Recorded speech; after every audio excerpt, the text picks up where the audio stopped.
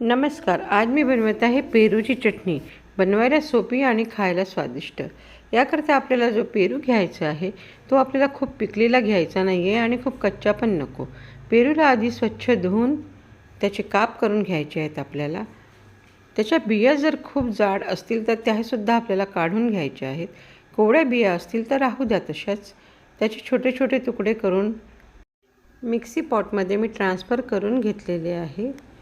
आता ह्या ठिकाणी मी 3 हिरव्या मिरच्या घातलेल्या आहेत. तिखट तुम्ही तुमच्या आवडीप्रमाणे घेऊ शकता.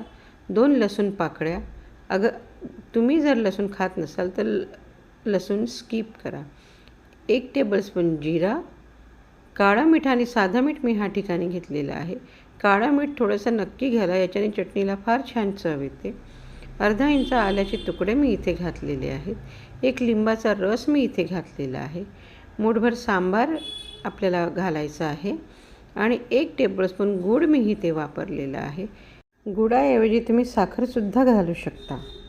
ह्या सगळ्या साहित्याला आपल्याला पाणी न घालता वाटण करायचं आहे. आपल्याला याची खूप अशी फाईन पेस्ट नाही करायची आहे. चालूबंद मिक्सर करून आपल्याला याचं एक वाटण तयार करायचे आहे. चटणी आपली तयार आहे. ही चटणी बनवायला एकदम सोपी आणि खायला फार छान लागते. ही चपाती, पराठा, भाकरीबरोबर छान लागतेच. भाताबरोबर सुद्धा तुम्ही हिला खाऊ शकता. नक्की ट्राय करा. धन्यवाद.